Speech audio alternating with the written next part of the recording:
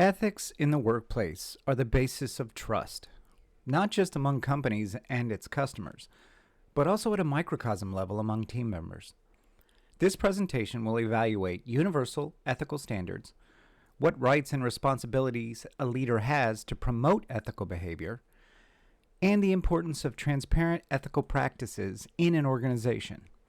I'm Roy Padrick, and this presentation is for OBLD 402, taught by Dr. Robin Roberts.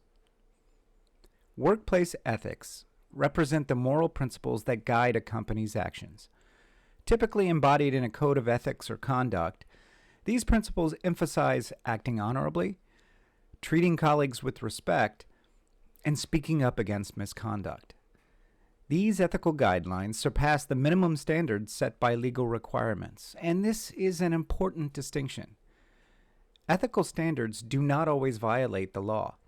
For example, always putting off your work until the last minute so your coworkers have to step in and help is not illegal, but it is quite unethical. Knowingly causing your colleagues to have to do extra work to cover you is a violation of the universal core value of citizenship. So what is universal core values? Well, universal ethical standards are those that apply to an entire organization and are built from the universal core values of trustworthiness, responsibility, caring, and citizenship, as mentioned before. These values drive the ethical standard, and all ethics can trace their roots to one of these values. Trustworthiness components are honesty, integrity, promise-keeping, and transparency. Responsibility's core component is accountability, taking responsibility for one's own actions. Caring's core components are causing no harm to others and then helping others when needed. Finally, citizenship's core component is acting in ways that elevate and cause no harm to the larger group. Unethical behavior can have minor and major consequences on an individual and an organization as a whole. On an individual level, behaving unethically can create an environment in which your coworkers and leaders simply don't trust you. This broken trust is often difficult and many times impossible to repair, and can lead to termination. On a larger scale, pervasive unethical behavior can erode trust with customers and the community. One such example that continues to pop up for some reason is oil companies who fail to perform proper safety checks on their pipelines or boats to save money. Once that pipe bursts and starts leaking oil into the surrounding area, previous unethical behavior now causes tangible harm, not only to the area's environment, but also to the bottom line, as costs to repair and restore the area are magnified by the lost business due to the violation. Unethical behavior that is allowed to fester will grow throughout the organization.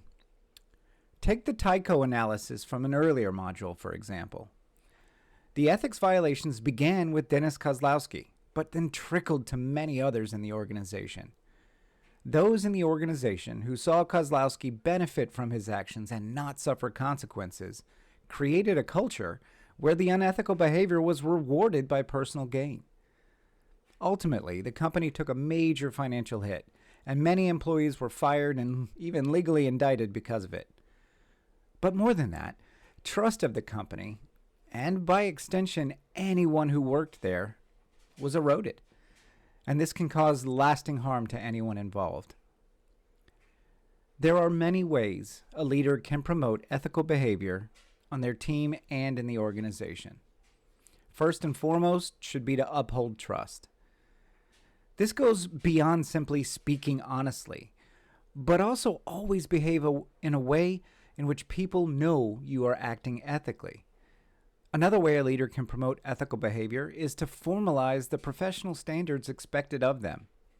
Additionally, a leader should always be accountable for their actions and hold others to that same accountability. Another way a leader can foster this is by openly respecting all of their colleagues and subordinates. Creating a culture where everyone is respected, knows they are valued, and held to a high ethical standard, and where leaders are held accountable will prevent unethical behavior. My resources for this presentation were Business, Ethics, and Profit. Are they compatible under corporate governance in our global economy? By Gosh, and Czar. The 2007-2009 Financial Crisis and Erosion of Ethics, a case study by Schoen. Business Ethics, an ethical decision-making approach by Schwartz. And Servant Leadership, a review and synthesis by Van Dierendock.